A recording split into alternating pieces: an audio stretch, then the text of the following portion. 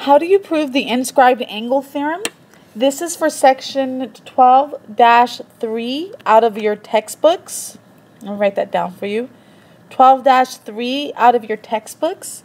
And by the end of the video, you'll be able to answer the question, how do you prove the inscribed angle theorem? Here's a reminder of how your notes should be set up to take notes from this video.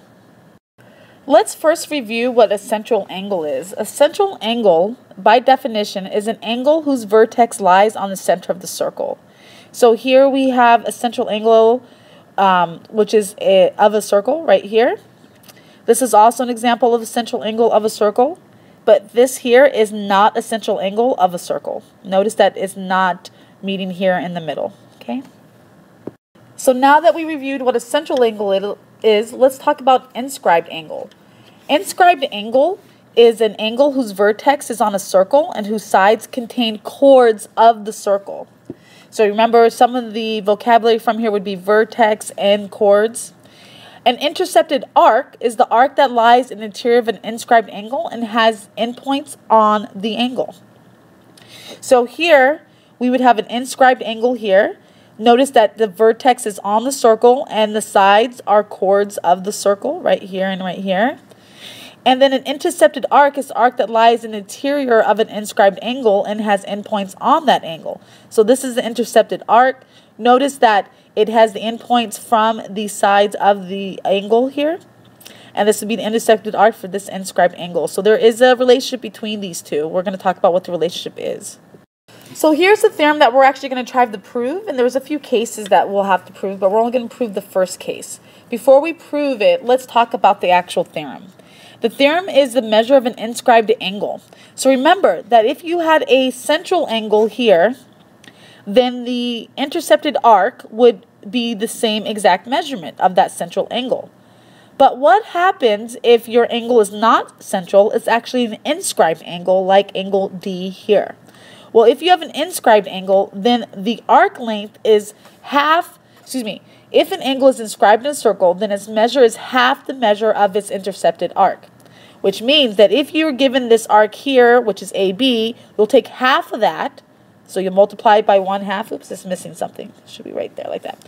You'll multiply it by 1/2, or you'll divide it by 2, because it's half of this amount, and that would give you this angle measurement here. So remember, if it's central angle, it equals. If it's not a central angle, then you're going to take half of the arc to get this angle here. So if you have this angle, you'll then, instead of dividing it by 2 or multiplying by half, you'll multiply it by 2 and double it to get this intercepted arc here. Goes both ways. Okay, let's practice what an inscribed angle may look like. Remember, an inscribed angle is an angle whose vertex lies on a circle and whose sides are chords of the circle. And it could be one side tangent to the circle as well. So here's an example, again, of what an inscribed angle looks at. And here are examples, 1, 2, 3, and 4. Which ones are inscribed angle? Go ahead and draw all 4 pictures, and then underneath them put a yes or a no. And then when you're ready to see your answer, go ahead and push play, and you'll have the answer displayed to check your work. Okay, here are the answers. Let's go ahead and discuss them. Notice that for the first example 1, the vertex is not on the edge of the circle, so this is no. Example 2, the vertex is on the edge of the circle, so it's yes. For this one, the vertex is at the center, so this is actually a central angle, so no, it is not inscribed. And number 4, the vertex is on the edge of the circle. It looks opposite of this picture, like the reflection of this one, so yes, it is an inscribed angle. Now that we understand the difference between the central angle and an inscribed angle, and also we made sure to know how to identify an inscribed angle, let's prove the theorem of inscribed angles. And for there are actually 3 cases in order for us to prove, and we're going to only prove the first case in the video. So the first case is the center is on the side of the angle. So this is an example of how the center actually touches one of the chords there for the circle. A second case, which you'll prove later, is inside the angle. So the center is inside the angle, so O is now in the middle. And then the third case is the center is outside the angle. So notice here it's on the side and it actually doesn't touch or has this center in the middle. So we're going to only prove this case here, which is case 1. And of course, this looks so familiar because this was a picture from your textbook. I got this directly from your textbook. So if you have trouble looking at this on the screen, you can then look inside of your textbook and find the same information.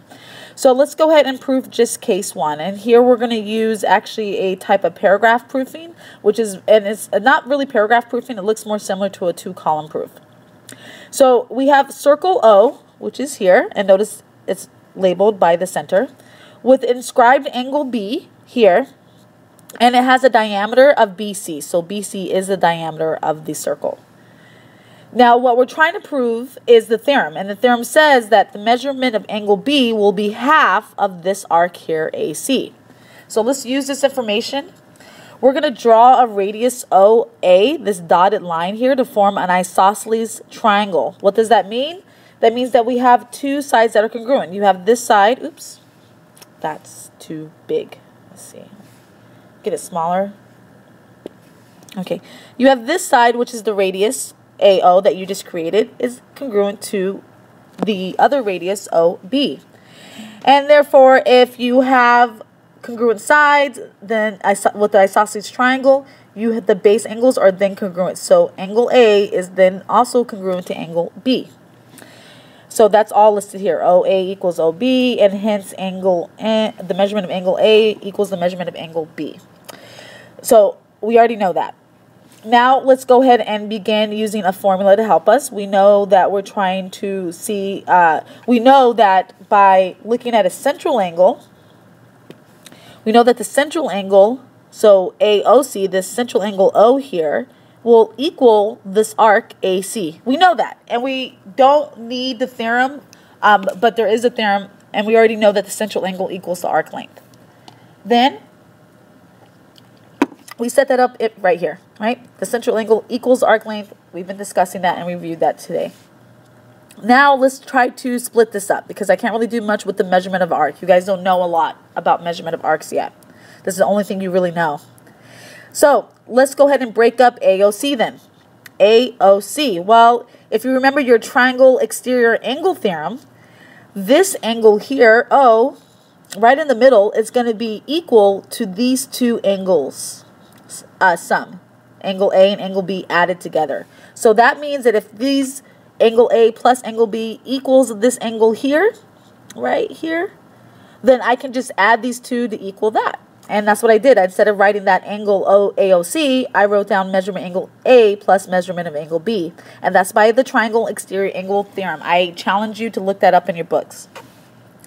Then we went ahead and noticed that since angle B is equal to angle A, I just add those together and I'll just get two measurements of angle B, right? That just helps us to substitute and simplify.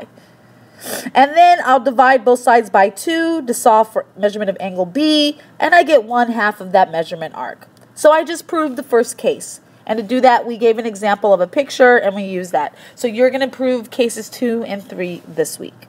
Now that we know the theorem, we proved the first case, and it actually took me like 4 minutes to do that. I'm going to quickly go through some examples so this video is not too long, okay? So you have the work down here. Oops. You have the work down here that you can use to write down. But let's go through. Part A says find the measure of the blue arc or angle. So in this case, we're looking for this arc here. Now, if this angle measurement here is 90 degrees, which we clearly see with the 90-degree symbol, then we're going to double this angle measurement by 2, and we'll get this arc here, which will then be 180 degrees, and you're done. Now, once again, if they gave you 180 degrees for the arc, you divide that by 2 to get the angle measurement for the inscribed angle. Part B, for this inscribed angle, we're given that the intercepted arc is 80. So I'll take half of that, and it'll give me this angle here, which is 40 degrees. Let's look at 2 other theorems that have to deal with inscribed angles and intercepted arcs. And this is the congruent inscribed angles theorem.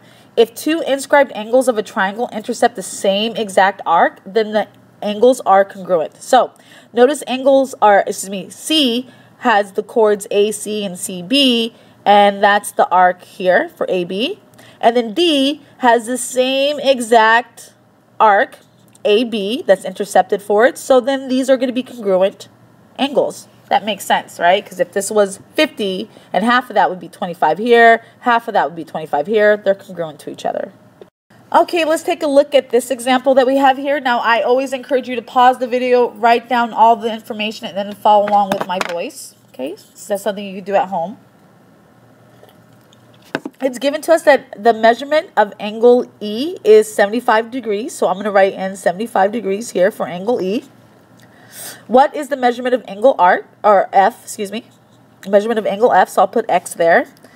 Since E and angle F both intercept the same arc, so since they both have arc DH as their intercepted arc, we know that the angles must be congruent. And you can even do that by calculating the arc. So if I calculate this arc, I double that by 2, and I get 150. Then I divide that by 2 to get this one. So divide by 2, and I would get 75. So I just proved that measurement of angle F is 75 degrees. Okay, what happens when we're looking at inscribed polygons and circumscribed around a circle? Remember, this is a review here. Inscribed polygon is the polygon whose vertices all lie on a circle. And a circumscribed circle is a circle with an inscribed polygon. So there's two words that mean the same thing for this one picture. So the polygon is an inscribed polygon, and the circle is a circumscribed circle because it's around a polygon. Here's another theorem. Let's take a look. It's called the inscribed right triangle theorem. If a right triangle is inscribed in a circle, then the hypotenuse is the diameter of that circle. Conversely, that means opposite. If one side of an inscribed triangle is the diameter of the circle, then the triangle is a right triangle right away, and the angle opposite diameter is that right triangle, okay? Of course, because the diameter ends up being the hypotenuse no matter what. So as long as you have this side here, that is the diameter, and you have an inscribed triangle, this is going to create a 90-degree angle right here, right away. And this theorem tells us that, so we can use that theorem to practice some problems. Okay, here's one more theorem. I know that there's a lot of theorems here, but they're important and we need them to practice the problems in class. So the inscribed quadrilateral theorem is a quadrilateral can be inscribed in a circle if and only if its opposite angles are supplementary. What does that mean? That means angle D and angle F, these two angles equal 180, and angle E plus angle G equal 180. That works both ways. If you know that these two are supplementary and these two are supplementary, then you know right away that this is a quadrilateral inscribed in a circle. That's what the if and only if mean, that it goes both ways. Here are some examples for us to look at. We need to find the value of each variable, so make sure you draw the pictures, write down all the work, and then when you're ready to follow along with me, then you can go ahead and resume the video. So already I know that AB is the diameter of the circle because it goes through the center and it goes from one end of the circle to the other. So if that's the case, then opposite that diameter is going to be this 90-degree angle. So 2x equals 90, solve, and I get x equals 45. So notice that theorem. I had to teach the theorem for you guys to understand these examples. And now we're taking a look at this quadrilateral that's inscribed in a triangle.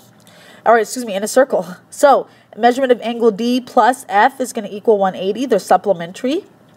And I know that in measurement of angle D is Z. The measurement angle F is 80. So I'll solve for Z and get 100.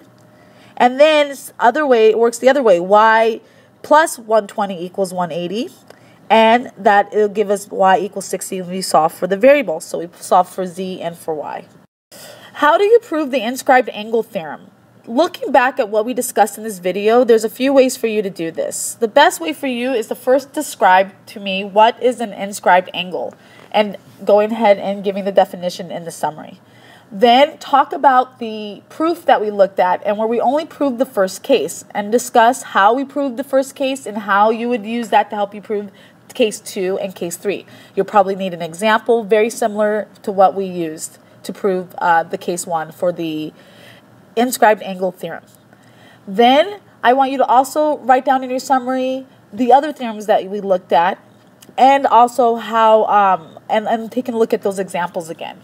So once you go through all that, that will then explain how do you prove the inscribed angle theorem. Bring all your questions to the class.